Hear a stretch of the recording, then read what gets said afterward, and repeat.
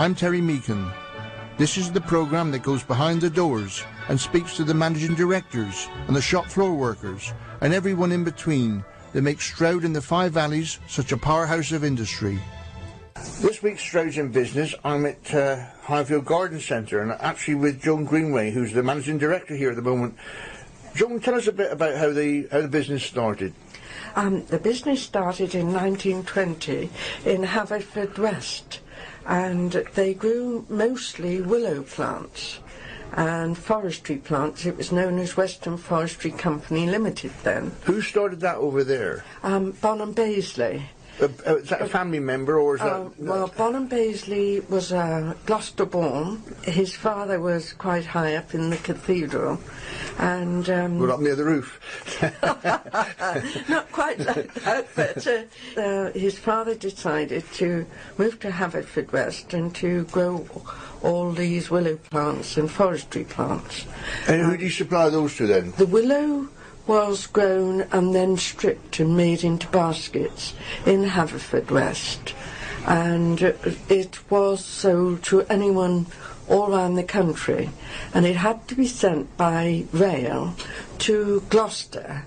When it was unloaded, and then it was put on all the trains that went all over the country, and it was decided that the firm should move to Gloucester so that they didn't have the bothers sending it up to Gloucester and then it being diversified. So was it this site they came to or another site first in Gloucester? They came to the nursery down the lane. The Baisleys bought Highfield House and they turned the land into a nursery. So they still had to transport it from here to the railway station? It still had to be transported to Stonehouse this time. Stonehouse. And it went from Stonehouse. They set up the nursery down there and they gradually began to diversify. How many roses did you say he grew in this field? They used to grow 30,000 roses and 1,000 standard roses. Those are a 3-foot stem with a head on them, and they really were quite successful at their rose growing. Was there a lot of competition in those days? I mean, garden centres nowadays are all over the place. Wherever you turn a corner, there were no there's a garden centre. There were no garden centres at all. Most people bought their plants by mail order. The little books that used to come through the door. Yes, and they produced a catalogue every year. In 1975, I joined the company as a part-time secretary. Gradually, I started to change things. I called flowers all by their common names. I didn't know any proper names for them. Did you have to sort of get involved with customers and things No, like that? I was involved purely with the mail order side of the business. Not dispatching goods, making sure goods got dispatched? Just taking the orders and making sure that they were dispatched. And 1982, Tim joined me. So it's a bit like the trees here. I mean, people come in as young saplings and they stay for years and they finally get rooted and never move on. When would you say it started to move into what we see today? 1987, Bonham retired. Trevor, Tim and I bought the nursery from him and carried on doing the mail order business. We had a small shop which we gradually expanded. How many staff in those days? At one stage, when I first went there in 1975, there were 33 nurserymen. Quite a big number of people then. Oh yes, it was quite a big operation when you think of the thousands of plants that they dispatched all over the country. Yes, it was a big operation. In 1988, I set about getting planning permission for this present site. Tim carried on running the mail order side of the business, and Trevor grew the plants. We built this garden centre and opened in 1992, and we've just gone from there. That's great. So what sort of increase in turnover have you had from, say, 92 to now? I mean, we're talking about 8-fold, 5-fold? Quite a bit, because there's a lot of footfall through here now, isn't there? Well, from sort of 500,000 to millions. And how many people employed here now? Well, we have 92 staff. They're not all full-time, some of them are part-time, but there's 106 staff on the site. And they've all been here quite some time, have they? Yes, we have some staff who've been here over 30 years. Well, we heard about how the company started from Joan, and I'm with Tim Greenwood now. Joan's son and sort of right-hand man, as it were, really. So you're the right-hand man down here, but it must have a right hand and a left hand. What do you actually do down here with those hands? I'm very much now office-based, in control of everything that goes with running the business here. Do you still have nurserymen? No, we still have one of our original nurserymen working for us, but 4 years ago we ceased mail order trading. And although we still own the nursery site and still do some seasonal growing there, we transferred some of the staff to here, and one of them is still with us. What's the reason for ceasing the mail? Was it getting too competitive, too many other people in the business? The growth of garden centres. Garden centres have become... Replacements for mail order. That's right. They're more widely available. People like to actually be able to visit, choose their own plants, pick them out. And gardening has changed as well. We've noticed in the last 20 years that where people would traditionally plant in the autumn, say 20 years ago, that's very much changed now, and a lot of it is seasonal. So come February, March, as the weather picks up and spring kicks in, people now look to repair the garden after the winter, not get it ready before the winter like they used to do years ago. Is it still the same range of plants and shrubs that people had years ago, or have you seen a change as hybrids have come along and things like this over time? Yes, I mean there's been a lot more development of particular varieties of apples now. Different rootstocks have come in, so that, you know, whereas years ago maybe there were, say, 3 different apple rootstocks, now there's probably half a dozen that people can choose from to get, you know, the right size tree for their garden. And do you buy in these things, or do you create some yourself? We used to grow some ourselves, but we also used to contract grow with a very good fruit grower in Herefordshire, and one across in Suffolk as well, who I worked for 25-30 years ago as part of my training, and they used to grow specifically for us. So we would give them a forward order, and then 2 years later we would get a tree to be able to sell to a customer. And you've still got arrangement going now, have you? Yes, we have, yeah. We still buy from the grower in Hereford. The one in Suffolk, sadly, is no longer growing anymore. The environment in the country for growing plants now, we take places like Holland and places like that which turn out bulbs by the millions, and they've got industrialised plantations with automatic greenhouses. Does Britain fall behind in this field, do you think? No, I mean, we have a wealth of growers in this country. It's just that some, and you mentioned Holland, they've become very specialised and very mechanised in mass production. Yes, we do buy from Holland as well. They do produce very, very good stock. And John will have also visited Germany as well in the last couple of weeks to buy particular stock again that maybe he can't get in this country. Maybe some particular conifers, maybe some particular rhodos or azaleas that once again, you know, can't be found done by growers here, but he can find them abroad. So we're looking all the time for new plants to bring in. What do people look for? What do they look for? Rarity? Do they look for something distinguished when they try and choose something a little bit different? A lot of our sales are impulse, so it is very much with what is current at the time, what is in flower at the time. What's on the television at the time, I suppose, with all these garden programmes? That also plays a certain part in it as well, although, to be quite honest, whereas Ground Force used to be a very good programme for getting the whole garden done, even Gardener's World now, if they mention a particular plant, we might only get 1 or 2 customers actually ask for it. Television has not been the real leader. It's, oh, that's a really lovely looking plant. When I walk into the centre, I'll have one. And then they think about where they might put it in the garden. I just wish at the moment there were as many gardening programmes on as there are food programmes. There seems to be an awful lot of competition in the garden centre business nowadays, because everywhere you go on the edges of large junctions, there seems to be a garden centre springing up. There was Wyvale down the road, which is gone. Who did they get taken over by? Well, they got taken over by the Garden Centre Group, and they in turn have now been bought out by some venture capitalists called Terra Firma. So they've changed hands again. But there is a lot of competition. I mean, there's a lot of large chains taken over, and Tesco's, I think, they've got into the market. There is. Tesco's have broken into the market with the Dobbies garden centres, and we'll see more and more sites, because Tesco's have got a huge land bank. You know, there will be a lot more Tesco's, Dobbies, combination of garden centre come supermarket opening in the future. So what proportion do you reckon of the total garden centre business in the UK now is still independent? Probably still about 80%. There is a huge raft of very small operations. Wyvale might have 200 stores, but there's probably 2,000 garden centre type operations throughout the country. Now I'm going from everything that might be a little plant nursery, but they also sell the sundries and everything, so call them a garden centre.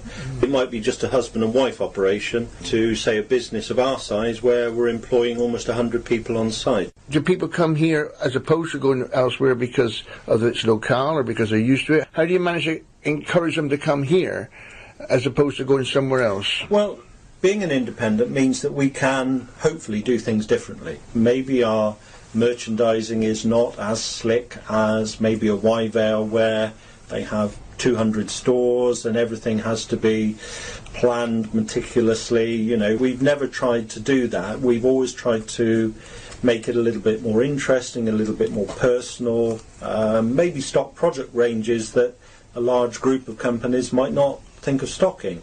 We can react very, very quickly if our plant manager who's just been to Italy buying plants for us sees something that he likes.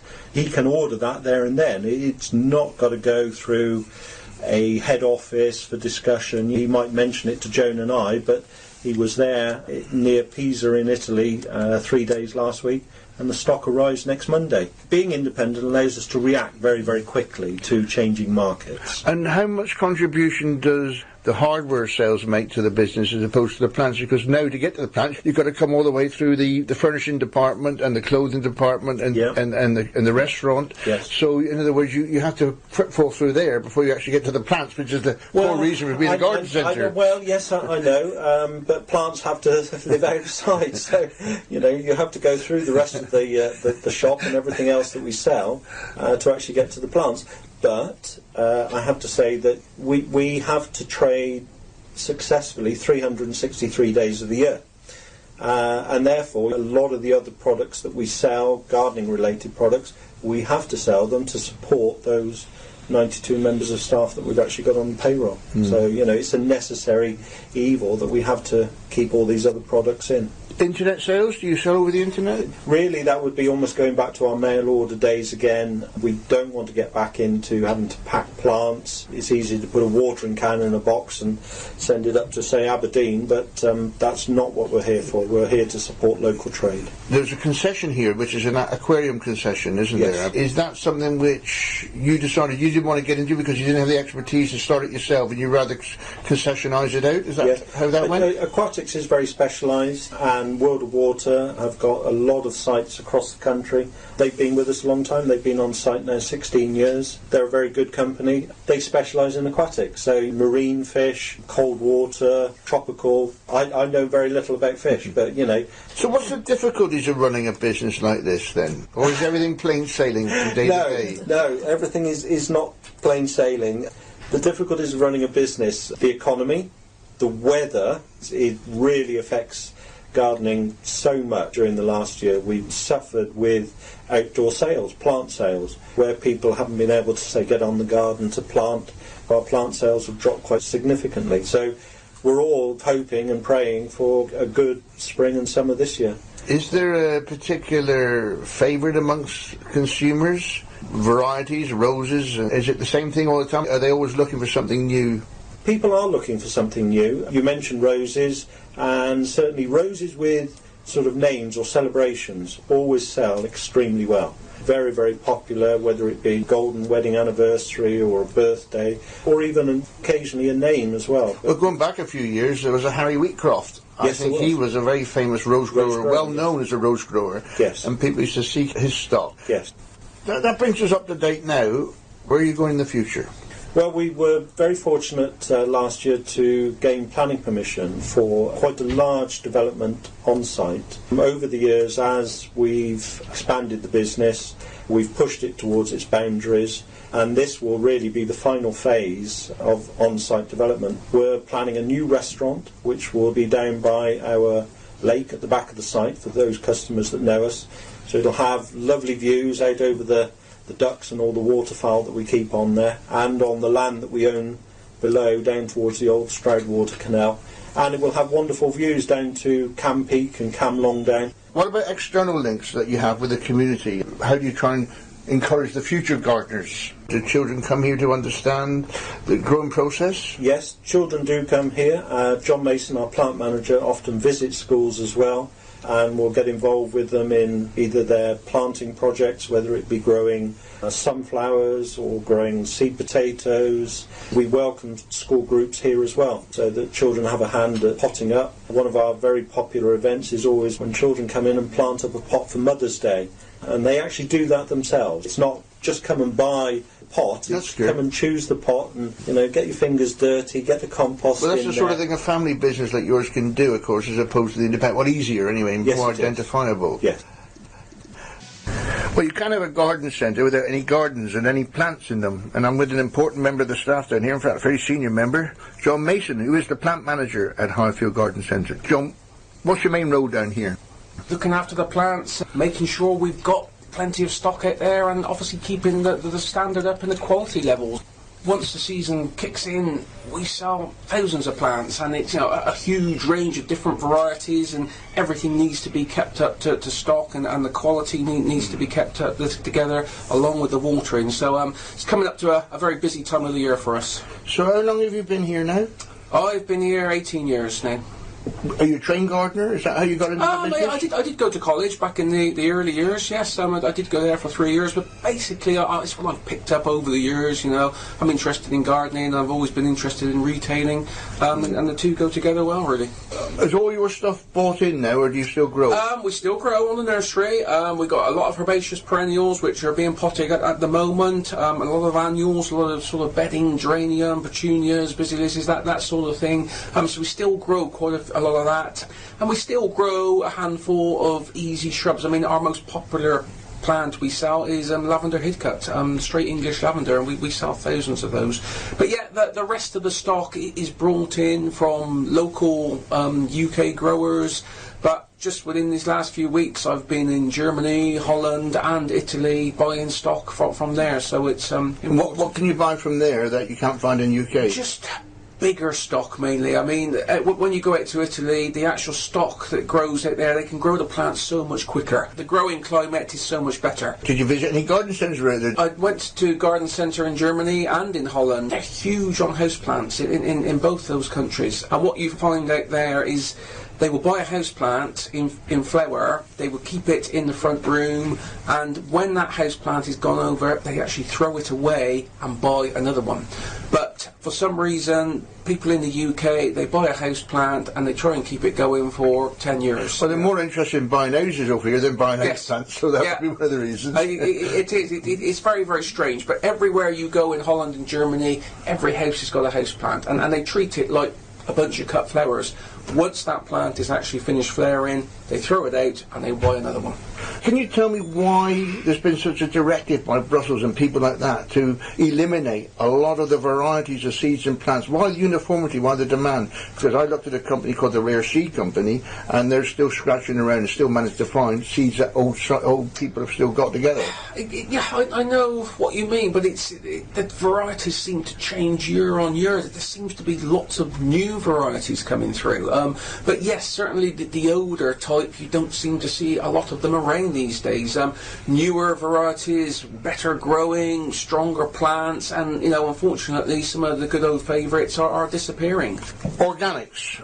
How would you define organics? And no fertiliser in that is artificial at all? Yeah, I mean, obviously no fertiliser. I mean, obviously hasn't been sprayed at all, which is one of the most important things. Organic is still popular, especially in some of the veg plants. When people come in, they will ask for organic veg plants. It's not as big now as it used to be. Turn the clocks back 5 years ago, it was huge, but people don't seem so sort of keen on it. Is that because you think it was a fashion? A lot of the pesticides that the companies use and that now, they've been taken off the market. There's not so many of the real strong chemicals out there. They've changed them a lot. Most people out there, they do try to sort of be quite green when they're growing and will only spray if really necessary. What are your biggest selling items? It varies dramatically, really. Obviously at the moment, we're in early March. Primroses is phenomenal. We will sell thousands of primroses over the next few weeks up to Easter time.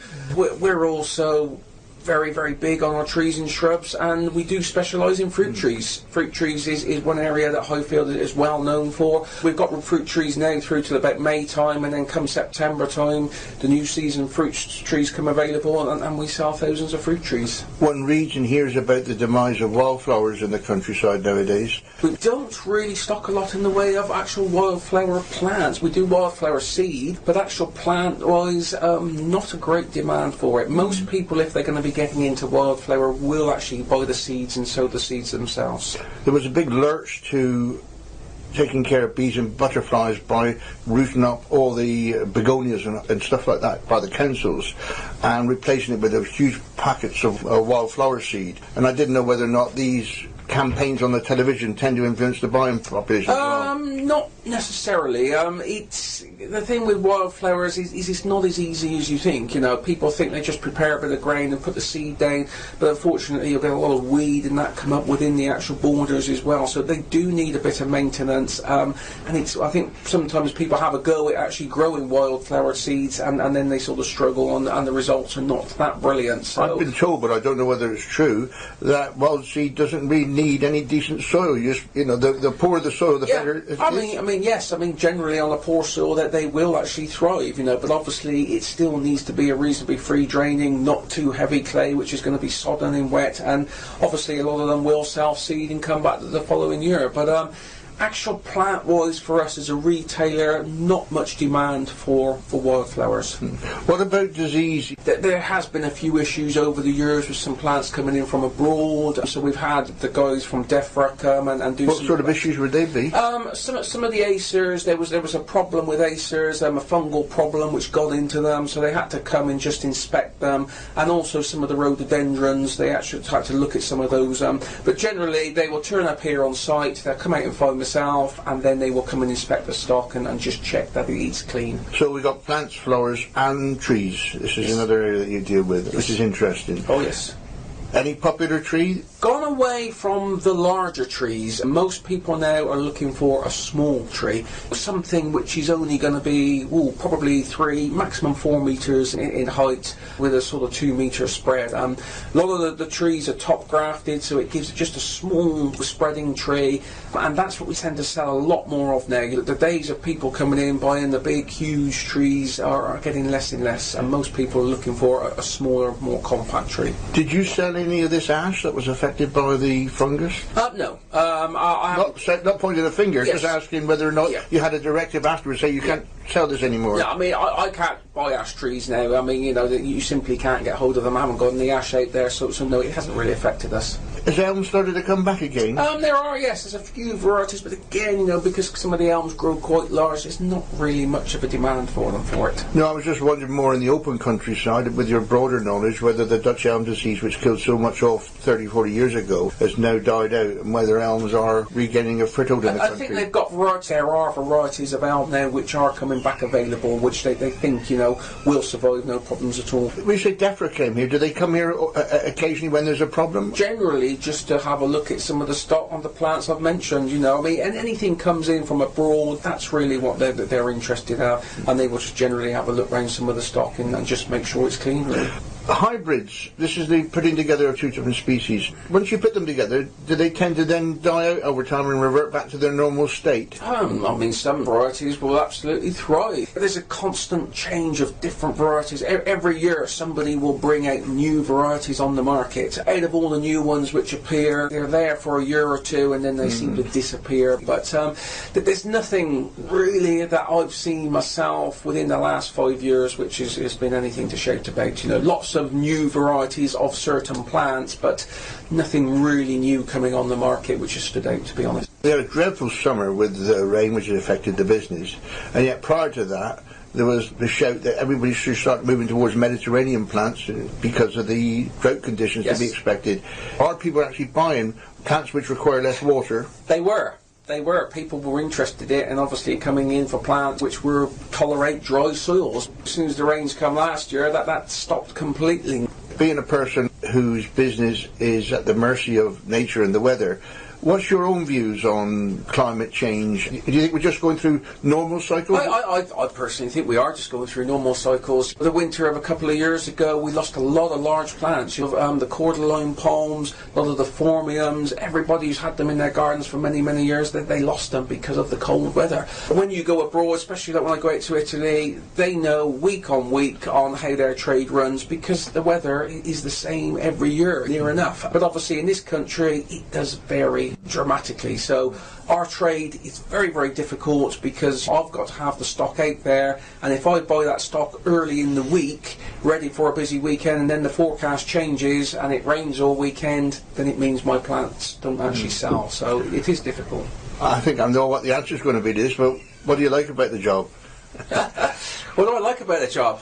It's different every day. Every day there's something going on, and that's the good thing with it. If a customer comes in with a question that you're not sure of, this day and age you can have a quick look in the book, or we can have a look on the internet and find the answer. Everybody thinks that I know everything, but you know, it's one of those trades where you still learn all the time. So what's the difficulties of doing a job like this then? It's our great friend, the weather. It's the biggest headache for us. When the sun comes out and it affects the whole trade, people will be in, not only will they be buying my plants, they'll be buying the furniture, the barbecues, and basically they all get involved into it. When the rain comes, it does actually just make the trade go very, very difficult, and it's hard.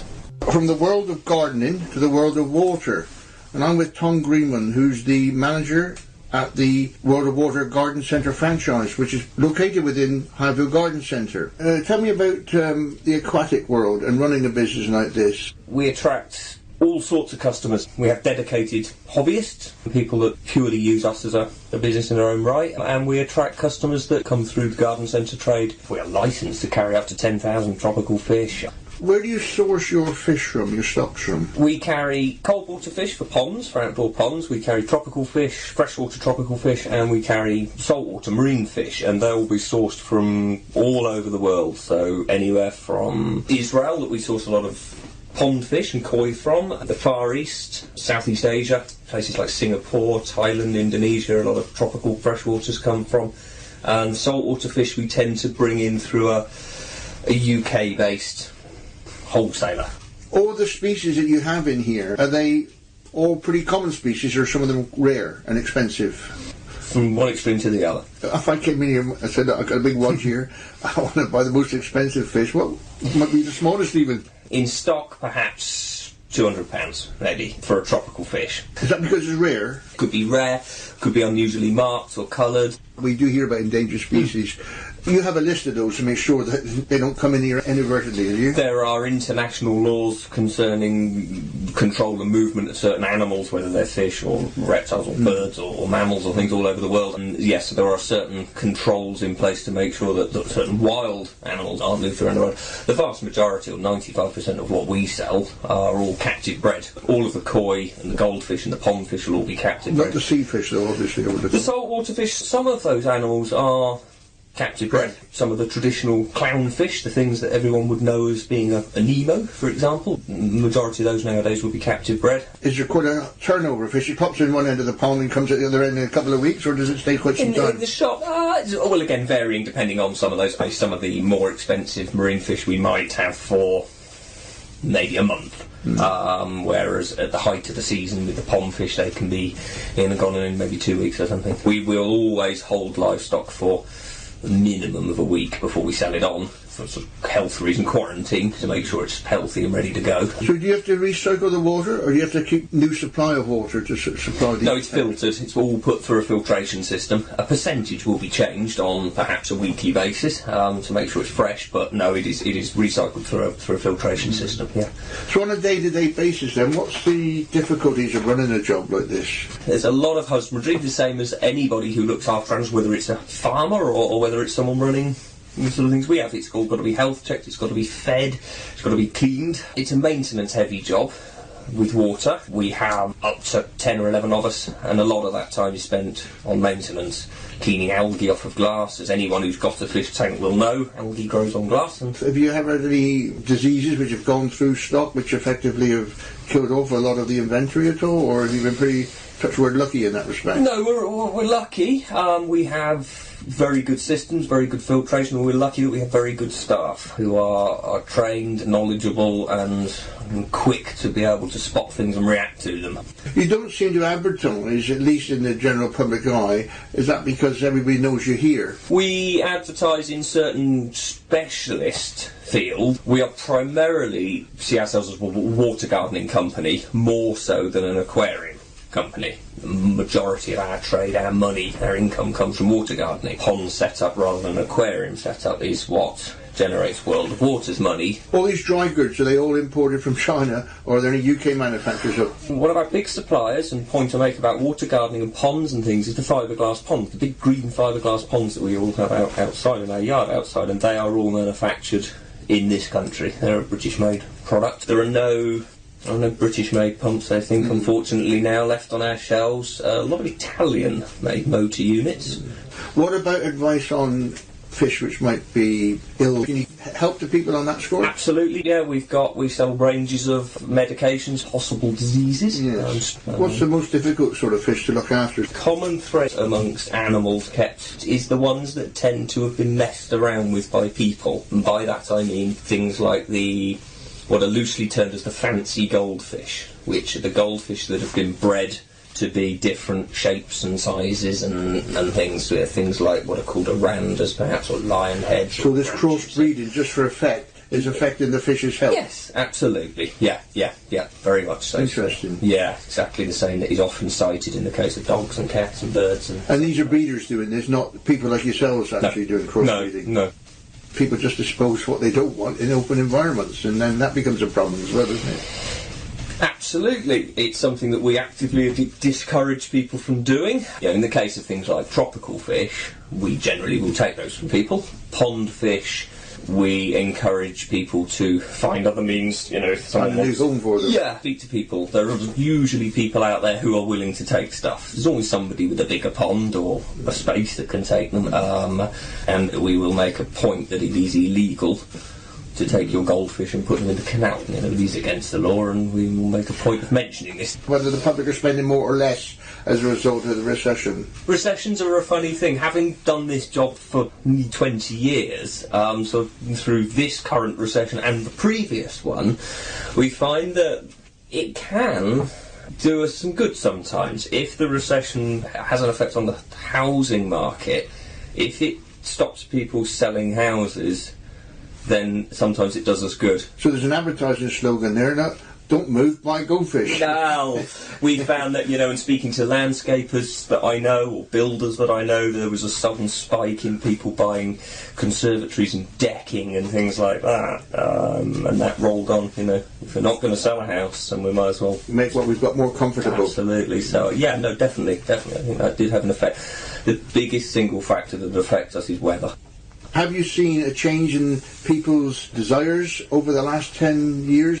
Hugely so. Speaking from maybe aquariums as a good example, 10-15 years ago we would sell the lorry load of just a glass aquarium. Basic cheap metal lid that went on it and a metal stand, like any old knock-together stand. Nowadays aquariums have to be furniture. They need to be colours that... They've got to be the Bang & Olufsen of the living room. Absolutely, yes. They need to match the flat-screen television. They need to match the furniture that's gone in, the coffee tables and everything else. Aquariums are also getting smaller. Where the aquarium would once sit in the corner of a room, there is now a much larger television.